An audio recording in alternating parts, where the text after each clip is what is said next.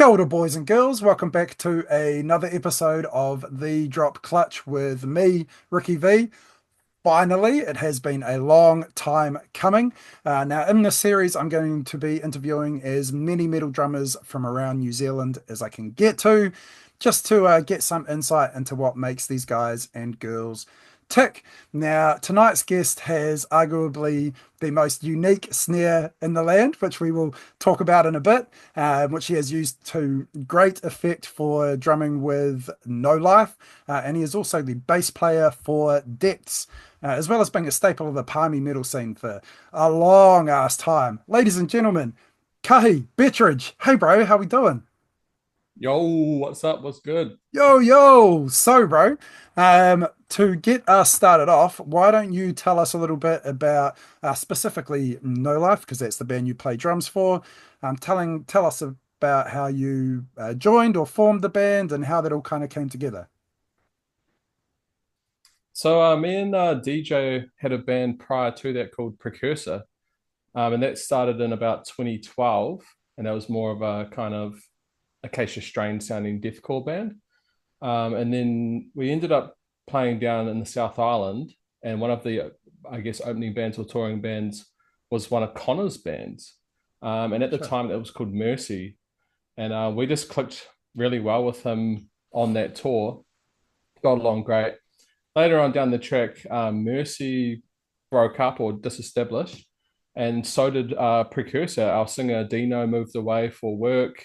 He started working for E House, which is like a fancy house building company. And so we were like, "Oh yeah, man, go for that." That's on. So both bands, kind of disestablished, and Connor was like, "Oh, let's just make like a new band with members of each band." And so we just pretty much made No Life, yeah. Sure. Awesome. And how long have you guys been going now? We've been going for almost 3 years, Okay. I'd say. It's kind of Sure. it's kind of all been really fast and uh yeah, it's kind of hard to keep up. I forget when we even started. It feels like we've been around for a long time, but um it's only been about 3 years, I think. Fuck, time flies. Touching on Connor, I believe he lives over in Aussie now, right?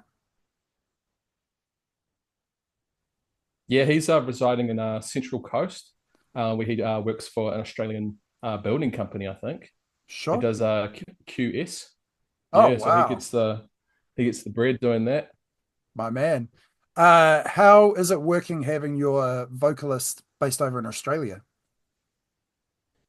I mean, it has its challenges, but he was always based out of Christchurch anyway, and we were all based in Palmerston North.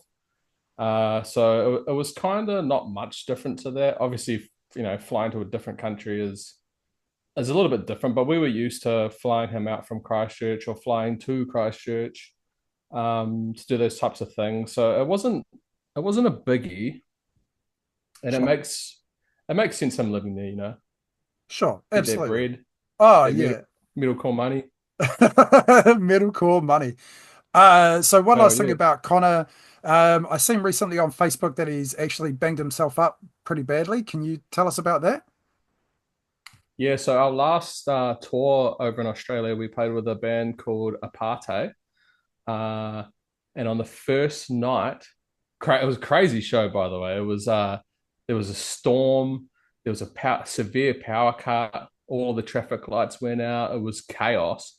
And then, yeah, when we played, it was going crazy on stage, just went down, and his knee just like buckled, and he Oh, was like on the ground.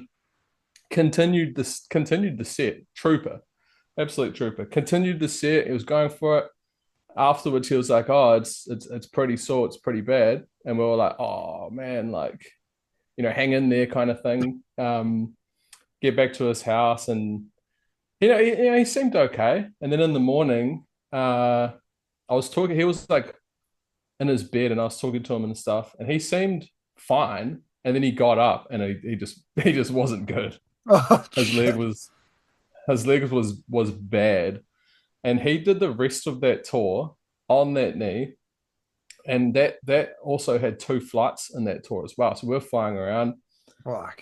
We got him. we got him a wheelchair in one of the airports from some nice ladies hooked him up a wheelchair. But other than that, we were like piggybacking him around the streets. Yeah, it Oh was it was it shit. was pretty bad for him.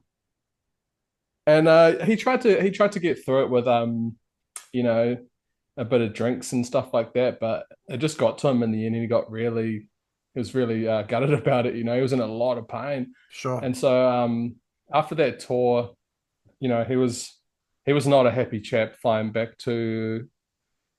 He flew back to Sydney from Brisbane, and before we left, he was not a happy chap about it.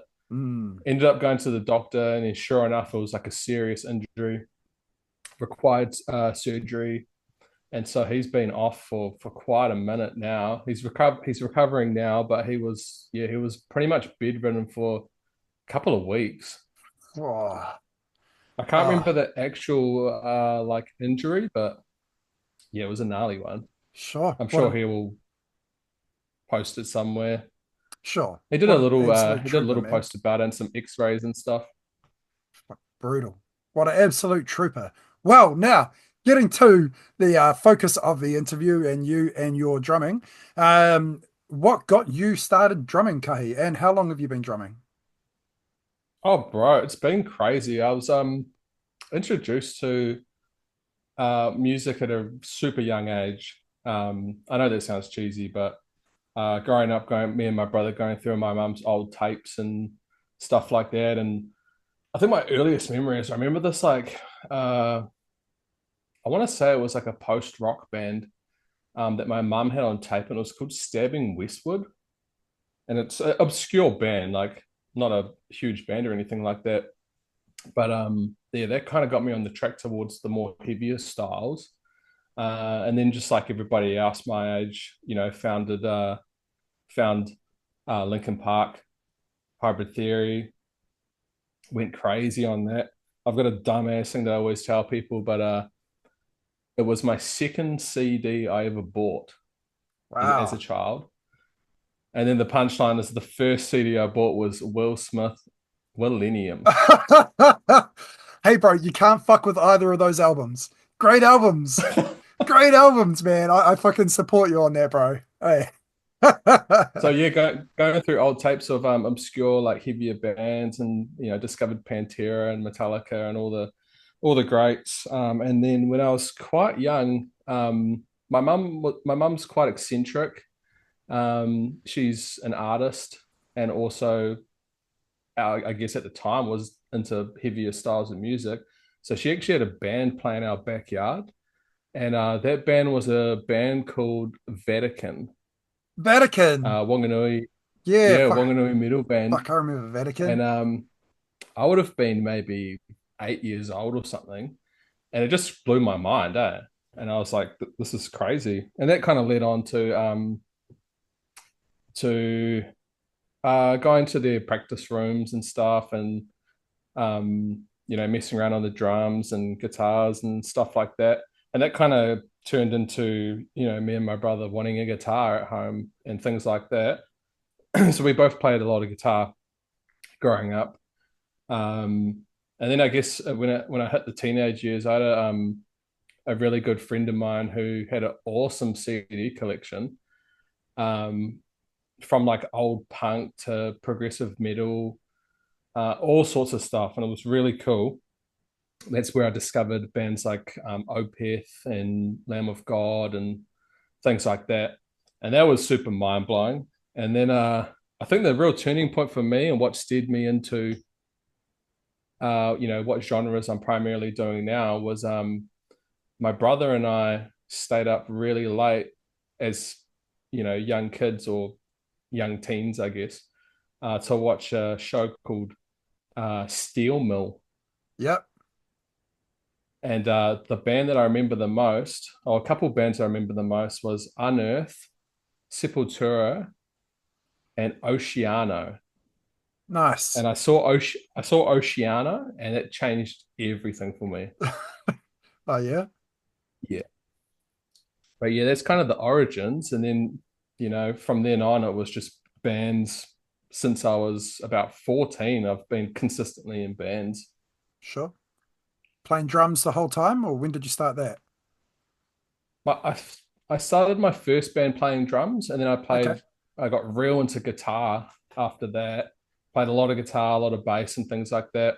Obviously, Bass of Depths and a few other bands. But yeah, I started with drums, and that was where my kind of true love was. Mm, But then guitars, I guess when I moved out of home, I didn't have anywhere to play drums, so guitar became a huge focus. So I sure. still, I still play a lot of guitar and stuff, and I still love that. But um, yeah, having drums set up all the time, that kind of takes priority over guitars usually. Sure. Sure. Sure. I mean, yeah, yeah, absolutely. Can you tell us, please, Kahi, what does your warm up look like for practices or gigs, if you even have one? Warm ups. I do the normal like kind of try and loosen up the hips, do a bit of quad stretches, wrist stuff. So a lot of like stretching out the forearms, and then I get on a usually for a gig I'll get on a practice pad, and I'm just doing simple stuff. Um, Starting off at a slow tempo, single strokes, chucking some doubles, maybe going to some accents. Table of time, a little bit of table of time, but I'm not a a huge guy for rudiments or anything like that. But Mm, the warm up stuff is just to kind of get those joints and stuff firing. sure. It's great if you've got a setup before a show where you can practice kicks, you know, with a kick pad, but that's almost never Yeah. it's almost never a thing you can do like on the road. But yeah, getting the ankles and stuff warmed up, I find quite important, especially at the moment. I'm playing a lot of different drum kits on these tours. I almost never play my own drum kit on Sure. live. Always playing other people's drum kits. Sometimes good, sometimes bad. But Yes. it's kind of the part of the fun is just you kind of get what you're given and you just got to go for it. Sure. Well, I actually have to thank you, bro, talking specifically about warm-ups, because my band played a show with you guys last year, and I came off stage and I was pretty bummed out because I hadn't played very well. And you asked me if I'd done my warm-ups, and I was like, well, no, because I never warm up. And you're like, bro, you got to do your warm-ups.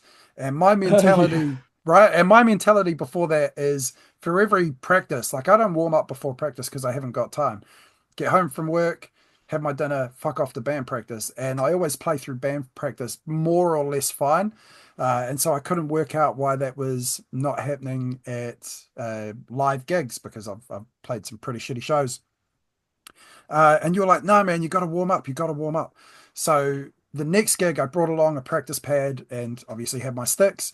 And the band, before we started playing, I just parked up in the side of the venue and just went through basic rudiments, just getting my fingers and my hands warm.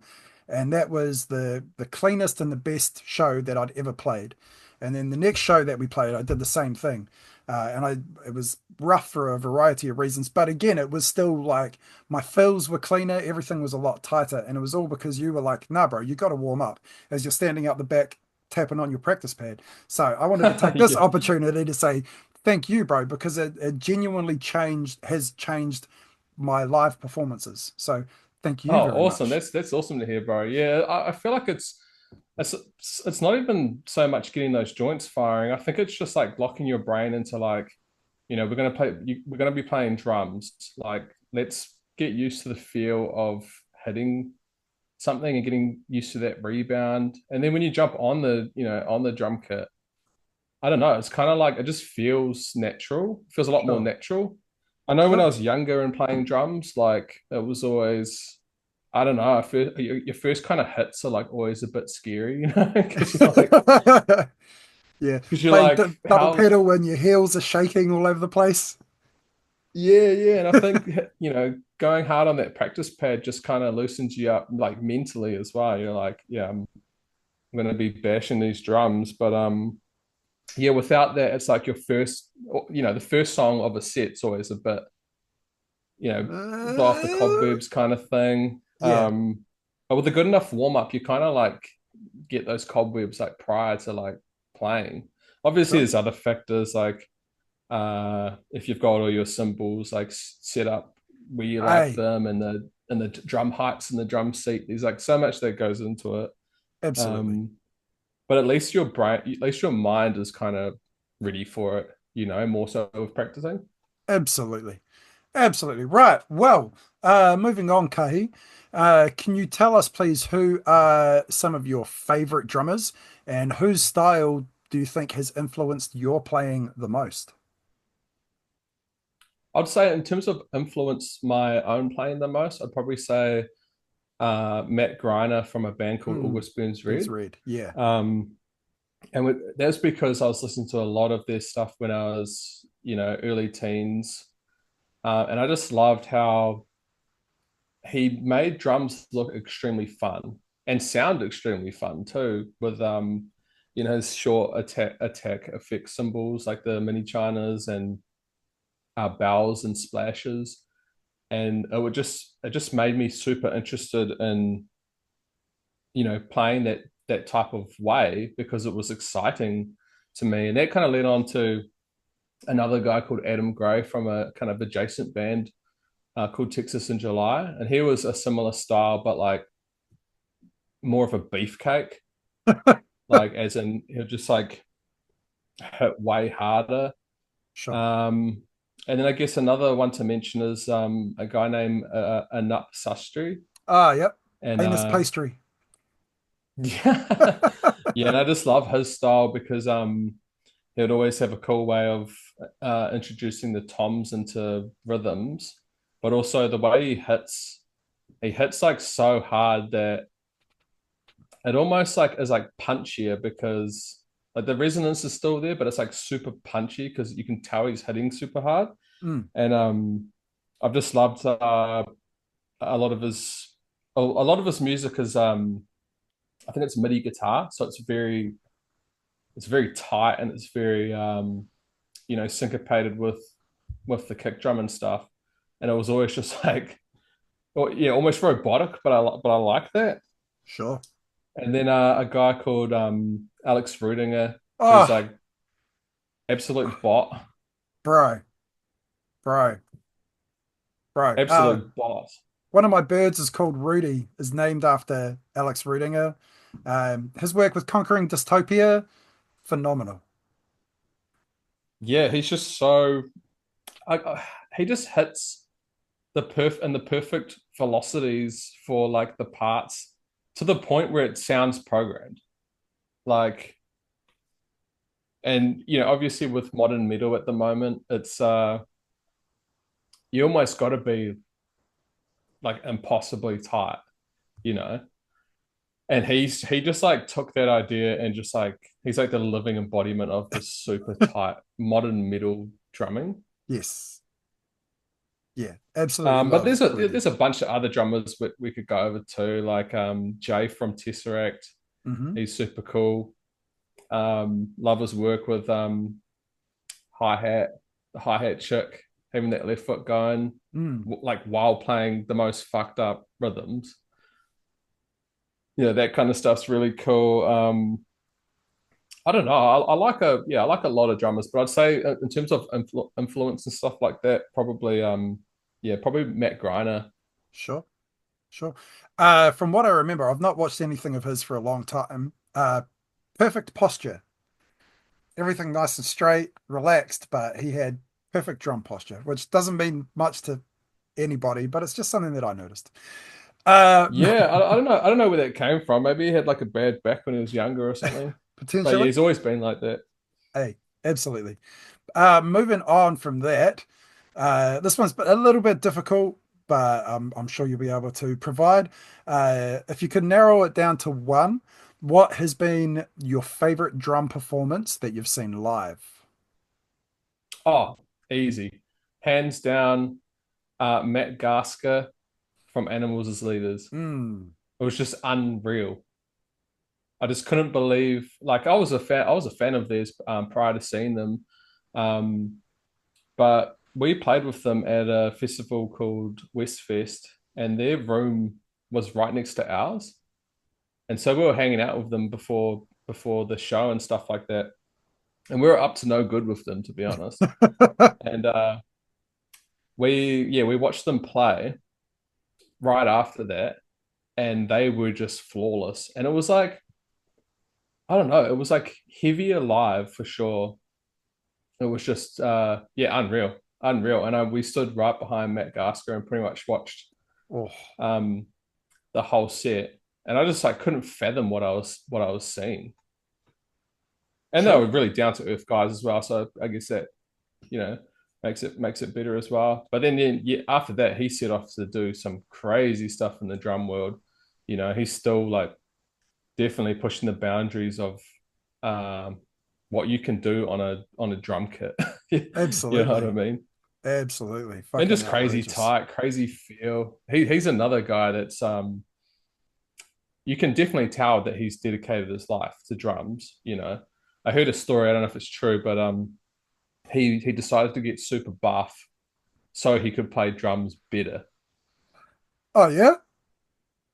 I don't know if that's true, maybe, but yeah, he got super jacked in the last couple of years, and he's getting better. He's getting even better at drums, which is crazy. Sure. Sure. Wow. Fuck it. So this one has been difficult for people to answer. So hopefully you can give it a crack. Tell me, Kahi, how would you describe your style? My style, I'd say my style heavily comes from I want to say like honestly, fucking probably like Vans Warped Tour type of bands, like emo-ish metalcore bands. That's where I thrive the most. Bands like Under Oath, stuff like that. That's what where I really thrive. I just like kind of solid grooves with a little bit of technicality and fills. Um, and that's kind of what I go for. I think with No Life, it's kind of a little bit different because we have a little bit of the kind of DMB-ish flair and Hmm. more of a new metal, you know, style in some parts. But yeah, I'd say kind of early 2000s. Oh no, maybe late 2010 metalcore type of style is you know, if I watched my playing and were to judge it, I'd say something like that. Yeah, for sure. Sweet as, great answer. Thank you very much. Now, focusing a little bit more on No Life, can you tell us what the writing process is? Um, it's been pretty much the same from the start. DJ would come with an idea, you know, like a basic demo of a structure that he would like, and he's a whiz on all of the recording stuff. So his demos sound, you know, pretty much like finished songs a lot of the time, and I'll just listen to those for a while and make and talk to him about, you know, certain changes, or if I think a structure change is going to be better, or anything like that. We'll get a solid structure down, and then I'll sit with it for about a week or so, and start kind of jamming the drums to it. And then I'll decide on like a day that I'm just going to record all the drums for this track. And I'll jump on my E kit, line it up, grid it up, and just go for it. And just play a bunch of different. I'll play a bunch of different takes, and then I'll listen back and see what I kind of like the most. And I usually keep that because I like to have that kind of not improvisation, but I like to kind of capture the moment a little bit with the tracks. And I've pretty much done that for all of our songs.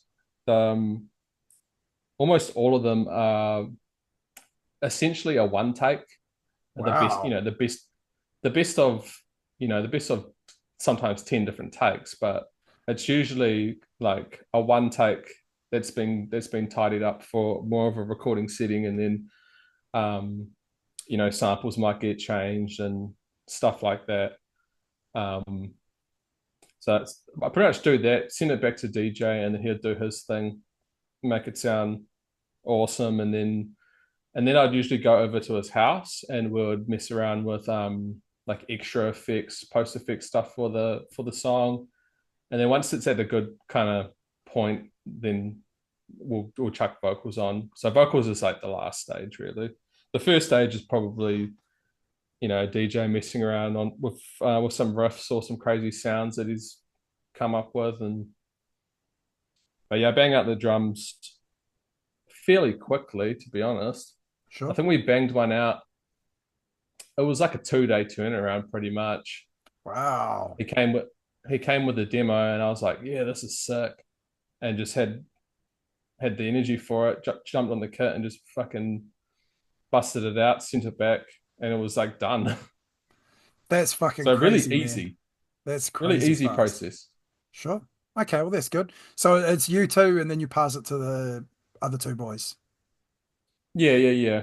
Sure. Usually it's us two for um yeah, most of the like composing, like for the instrumentals, and then Okay. yeah, Connor will write his own lyrics and come up with his own patterns. We might discuss some vocal patterns together and like as a group effort type of thing. Um, there's always like stuff being added in the more final stages of the song, like the extra effects, or we should cut this out here, and it's a group effort at that point. But at the start, it's usually start with a demo, get a decent structure down, um, get something solid down, and I think that really works because in other bands, I feel like people kind of sit around with demos too much, and they don't really set anything in stone, and then it just turns into a super long process, or people want to change stuff. Whereas since we work so fast, it kind of makes you pick your moments and stuff, and like make a decision. You know what I Hmm. mean? Otherwise, it just takes forever. And my kind of theory with it is I don't plan on not writing songs. So if I don't like a song down the track, it doesn't matter. I'll just write another one. You always write better songs. Oh yeah, absolutely. And you guys, No Life is drop G, drop F, It's the same tuning as Dip, so it's drop G primarily, drop and then it G. has a low D on top of that. Fucking oh, oh Yeah, my so it's like God. it's pretty silly. But we've got from me and DJ's experience with Dips for such a long time. Like I joined Dips when I was freshly 18 years old. And that was a huge step up in terms of like how you make heavy music. And a lot of it is just there's a lot of tricks to it. You kind of got to be set up for that type of style quite well and have a Oh good yeah. understanding of how low guitars work and stuff like that. So we've got a lot of tricks to kind of get around like how low that is, because the top string on the guitar is it's essentially a drop D bass, but it's on guitar. Fucking So it's hell. yeah, and Oh, that outrageous. that takes a lot to sound you know audible. Mm, yeah, absolutely. Right. Well, pulling it in a little bit more onto you and your drumming, is there a specific technique that you are working on or practicing at the moment or trying to improve? Oh God, I mean it's always like faster double kick is like always a thing that I will like grind at, but I think I've come to the conclusion that I'll probably never be like a super fast dude like your what are they called, buddy? It's that crazy black metal band and they have like piano and shit. Flesh God? Yeah, yeah, yeah. Yeah, like I've kind of come to terms. I'll probably never be that fast, you know, Me too. and that clean. But I'll like grind out some double kick, like full leg double kick, and then like get sore legs and Sure. wonder why I can't play super fast. Just Frankenstein your way through it. Yeah, I yeah, I'll always be grinding that, but occasionally I'll go down like play some funk or something and just work on uh just grooving. But Feel. at the moment, I've been playing around with kind of yeah, adding more toms. I'm always trying to add more toms into things. I think in some of the new No Life songs we've been working on, one of the songs has like tom rim, like tom rim click, Oh yeah. and like I just wanted to play around with that. Yeah, tom rim click and like cross stick and stuff like that. Mm, Just getting like different sounds out of the same drum kit. Like I've played the same setup forever. Um, and just like yeah, some different types of noises like that, uh, which I found cool. And I kind of got the idea from a band we played with from I think they're from LA called Silent Planet, and their drummer's really really good. Same as Alex, and yeah, he's got a part in one of their songs where he kind of starts the groove off with yeah, tom rim click mm, and snare. It's like a cool groove, and then he kind of goes into a fill like straight onto the china, and it's just like it's quite a contrasting. mm, It's like really impactful when he goes onto the china, like from being like so quiet rim click kind of nicer groove, and then it's just like straight into like brutal china. So I was playing around with like that type of thing, just like I'm always like trying to figure out ways of how to make like certain sections more impactful, and that was always the concept with depths as well. Is that we decided if it's heavy all the time, it's not that heavy. sure. But when you've got parts that kind of build up and lead up and dynamics, that's what makes like the heavy parts super super heavy. And Absolutely. that's pretty much my philosophy with writing that stuff is how do you make the heavy parts heavier? Yeah. Fuck yeah. Awesome. Alrighty, Kahi. So now we're going to play a game that I call First, Last, Best, and Worst. So this is where you tell us about the first show that you ever played, the last gig that you played, the best show that you've ever played. That's kind of open for interpretation. We'll get into that. And the worst show that you've ever played. Again, we will get into that. But tell us about, if you can remember, the first gig that you ever played, please. Oh, first gig. Bro, it was Rock Quest. Uh I can't even remember which year, but I was 15, I think. And it was the craziest thing ever. I was just like, this is unreal. But yeah, I think we played one song. Like to be honest. What I think it was one song, and we had a our singer was from Thailand. He was a Thai exchange student. He was awesome. His name was Pete. Um, and he had a quite a thick Thai accent. And I think he pushed us over the line to get third place because he we were cultured. Yep. Sure, sure. That'll do it. Absolutely. So What we about won the $250. Hey, fuck yeah, bro. That's awesome. What was your last gig, please? Last gig. Yeah, We last gig I played was Brisbane with a band called Apartheid, um, a band called Atlas, and who was the other band that played? Those were the two main touring bands, and that sure, was a cool tour. Yeah, that was the last show I played. sure. How long was that? How many dates was that tour? That was 4 dates, I believe. Okay, Yeah, I want sure, to say 4 dates. Man, it nice, becomes a bit of a blur. I sure, keep posters for this reason because you just kind of forget a lot if you don't. sure, absolutely. Cool. So, what do you think is the best show that you've ever played? Now, I said this is open to interpretation. This can be the best that you feel that you've ever played, because obviously musicians are notoriously hard on ourselves. This can be the best atmosphere. It can be the best bands that you played with. It's really open to interpretation. But what do you think is the best show you've ever played, Hmm. and why?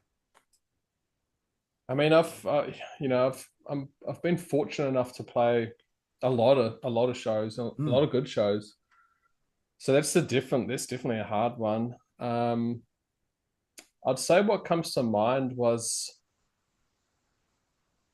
I mean, in terms of just like how crazy it was, probably Wellington with Black Dahlia. sure. Uh, this was this was way back now. I want to say like 2016 or 2017 or something like that. And I just remember the crowd was just insane.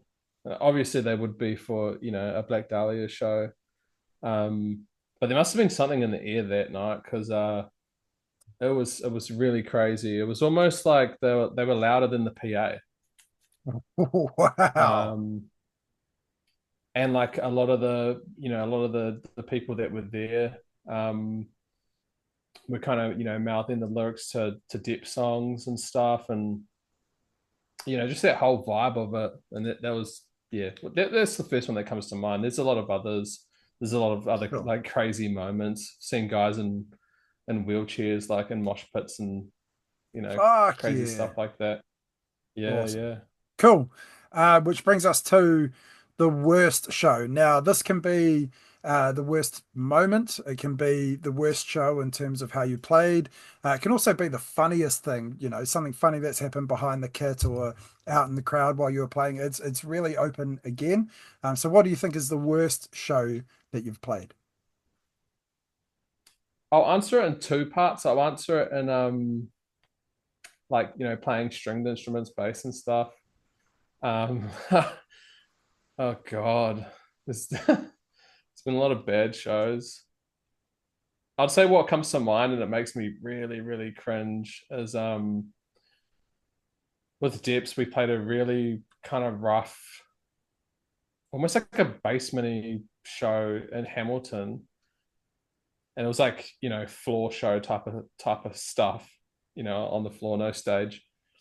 But what makes me really, really cringe is, so our guitarist at the time and the original guitarist, Jay, he lent me a guitar tuner to use. Oh, And tuning a bass in a super noisy environment like requires a tuner, right? So I tuned it all up, sweet as, um, and it just sounded weird. And I was like, "What is going on?" And kind of time went on, and it got to the point where it's like, "Oh, we just need to play the set." We played the whole set, and the whole time I don't know, it felt off. And then so I was talking to Jay after the show, and he was like, "Oh yeah, my tuner's like stuck on like flat mode or something. So like every note is like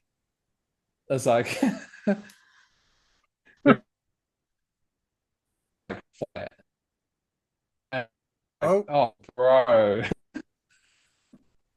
So the entire set, my whole bass was a semitone below the guitars. So the whole time it was like incredibly grim sounding. oh yeah. And it just makes me cringe. It's not like it was a terrible show. It was just like, and only like I would know that, or myself and Jay would know that happened, but it happened and it was yuck. Oh, fuck, that must have been horrible. Oh man, I knew something was off, bro. Like I've studied music for a couple of years and I've done ear training and things like that. so you kind of know, your ears know when something's off. But it was just one of those moments where it's like we had to play the set, and there was no time like faffing about trying to fix it. And yeah, when I discovered that that was the reason, I was like, oh, bro. Oh, cool. So you said this was the two-parter. Yeah, drums. Oh man, like when does playing a set on drums like go perfectly? To be honest, Yeah. uh, I don't know. I think these days, like when a cymbal stand falls over or whatever, like I'm kind of okay with it and just continue or have fun. But I've had my share of like dropping sticks. Um, Thankfully, nothing too crazy, nothing like set stopping, but a bunch of stick drops, and I just Mm. laugh it off now. It's like whatever. But in terms of worst show, oh man, I don't want to say worst show about like hurting someone's feelings, to be honest. Uh, I'll try to think back to. Okay, yeah, I got it. It's an early one. It's not going to hurt anyone's feelings. Uh, Probably my first like out of town show, and I made a post about it a couple of years ago because it was like I guess it was a defining moment of my life. But it was my 16th birthday, and we played a show in a place called Aurora Downs, which is like I don't even know how to describe it. It's like a tiny little like I don't know sub village of like I guess the Foxton area or around that area. Okay. Um, it's like in the middle of nowhere anyway. And the show we played was at this guy's house, um, with like a bunch of different bands. Like Deps played there. Um, there was like 15 bands, Oh, wow. and for me being, you know, freshly 16 years old, it was just like mind blowing that there was, other people wanting to make their type of music. So it's a super cool experience. But anyway, at the time I was so young, I didn't have a drum kit or like cymbals or anything. And so I don't even know how I sorted it, but I kind of got like a little part from like a bunch of different people from that gig. So I had like a crash from one dude and like hats from another. And then I remember I got this china, and no shit, it was like half a china. It was like a pizza slice. It was like quarter of a china. And then like broken double pedal, and then a snare that was like completely destroyed, like no snare wires on it or anything. Oh, fuck. And it was just like a noisy, messy, crazy show. And yeah, it definitely would have sounded the worst. So I'll give it that. Sure. You bring up snare, so we have to talk about it because I fucking love the snare, and you were kind of like, but like I fucking love the snare. Your snare, you no longer play that home job snare, right? You've got a new one now? Oh, I I still do occasionally, but it's really hard to tune. It's almost like more of a mission than it's worth. Sure. Um, but I did play that snare at some quite big shows of ours, Oh yeah. and somehow got away with it. Well, But basically, I'll tell the story on how I got it. please. So, just like all my other gear, I'm one to chip away at building up, gear. So with my drums, I started off like buying cymbals and stuff, and kind of one by one or a few at a time, and just slowly chip away at it. And then it came to the point where I was like, damn, I want to get a new cymbal case. And touring with Sean from Depths, he's like drum lord. He's always Mm. had awesome drum gear. He had this really sick cymbal case, which is what are they bloody called? Oh, I can't remember anyway, but SKB. SKB. Anyone that plays drums will know SKB cymbal case. Everyone's got Oh them because yeah. they're awesome. So I saw one on Facebook or something, and it was like, I don't know, $200 or 250. So I hit the guy up. I was like, man, I want to buy this cymbal case. And he was like, yeah, awesome. Do you also want a snare drum? And I was like, what is it? And he sent me a picture, and it was a 14 by 8. And that's like my favorite size snare drum anyway. I love a 14 by 8.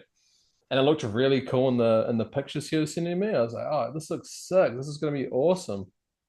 And yeah, so he sent it to me for free, claiming that, like, I got to give it to the guy. He never said it was custom made. He Sure. said, I think he made it, or his friend made it, or something like that. He said someone made it, but not like custom made it. Uh, so it arrives in the mail. Get my cymbal case, awesome, and I get the snare, and I was like, "What? What is this?" And it's like homemade to the point where it doesn't even have proper rims, like proper hoops. They're like, somehow this guy like made the hoops even, and they're like obviously quite a low quality, I don't know, type of metal that's like kind of been chromed, but it's like a really bad like chrome job, and it's all wonky because it's probably not. It's that metal's probably not like made to withstand like tension like that. And then the lugs on it are like brass, which is cool, but probably not brass from a drum. It's like, I don't even know how to describe it. And then the wood, I don't know how the guy did it, but the wood is not perfectly circular. And then there's thicker parts of the rim and like thinner parts. I don't know how the guy did it. But basically it's just like super jacked, wonky ass snare, and doesn't even have normal like drum lugs. It's got, I guess, like hexagon, and they're brass as well, which is strange. Hexagon like brass screws. So like the only way I could ever tune it was with a like a crescent. So I had a crescent in my like kick bag for a long time, longer than I'd like to admit. Um, and so I'd just sit there with the crescent and just like crank it up. And I played it for a good couple of shows, and it just had such a strange sound. It was like almost like a compressed snare sound, Yeah. really kind of low and thuddy, like not much attack to it, but it was like super thuddy. And then since the rims on it aren't even proper rims, they're like, fuck, they're probably like 5 mil off the head. So you've got like mega rim action. Um, so it was like rim shots for days. So Fun. it was cool, but it was, I don't know, it was kind of hard to play. It had like almost no rebound, like somehow, even though it's a snare drum. But yeah, really crazy. I'll probably keep it forever just because it's like funny and Yeah, yeah, unique. yeah. Very Um, unique. it- yeah, it'd be funny to like sample it and then like start using a sample of it just to like keep it going, the legacy. Sure. Well, thank you so much for sharing that, Kahi. Right, we are very quickly heading to the end of the show. So can you tell us, I mean, everybody obviously knows, but can you tell us where to find your bands, Depths and No Life, in terms of social media, all that kind of business? Yes, Deps is pretty much all of our tags are Deps NZ.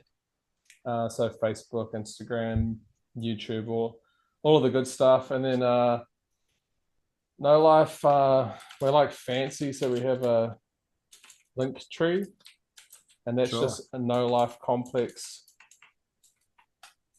or at No Life Complex on Instagram and Facebook. Not sure where the complex part came from, but I guess it sounds kind of cool, so kind of did that. But all of our tags is No Life Complex. Sure. Um, but yeah, and then if you guys follow me on my personal account on Facebook, I put up drum stuff occasionally when I can be bothered. Just basically covers of songs that I'm enjoying at the time, varying in genres, usually some form of metal, but occasionally I'll do some hip hop stuff or just whatever I'm kind of into at the time, and I'll just chuck it up. And it's pretty much just for fun. It's not anything super serious. It's more just to play around with uh, cameras and play around with Mm, mixing drums and stuff. And it's a good way to learn how to do that stuff. It's just like I do don't it. know. I guess doing it, yeah, and just have a go. And like I've shot so many videos where like it's like completely out of focus or like the angle's fucked up, and I've just had to either bin it or you know I got a few out there that got like weird coloring and shit because you know all of this like video stuff is pretty tricky. Mm, yes. Oh, It's quite to make like orange as fuck or something. sure. I'm sure you're aware of the how difficult the video stuff can be. Oh, yes. Oh, yes. It's a lot of fucking around. So are If you you just on Facebook or are you also posting on Instagram or TikTok or anything like that? I used to post a little bit on TikTok. I do have a TikTok account, and that's just my name, just Kahi Bettridge. But I'll probably just stick with like good old Facebook. That's kind of where it all started, and that's where I'll just continue to do it. And like I said, bro, it's just for fun at the moment. Sure. I've done a few collabs with a few people. Um, like I do a bit of session work occasionally, where I'll play drums for someone else's song, stuff like that. But it's all for fun, you know. I'm just like addicted to playing drums, and I thought I may as well, capture it, I guess. Sure. Right. Well, Kahi, we are now at the very end of the show, bro. So this is where you get to make any plugs for any things that you've got coming out musically or shows or whatnot, and make any shout outs to any people that you want to make shout outs to. So, Kahi, sir, the floor is yours. Oh, I suppose for plugs, latest Steps album. It's called Obsolescence. We dropped that a little wee while ago. We will be playing it live at some point. It's a long story, bit of a lineup change. It's really hard to nail down our super busy drummer who is in a million bands. But we'll get there. No Life has a new album coming out for first album. No Life only has two EPs at the moment. So first album coming out for that. Been working on it for a while now. Um, and we've got a few tours coming up as well. Uh, Shout outs, just shout out Josh Bain, my guy Josh Bain. Yeah, shout out Josh Bain.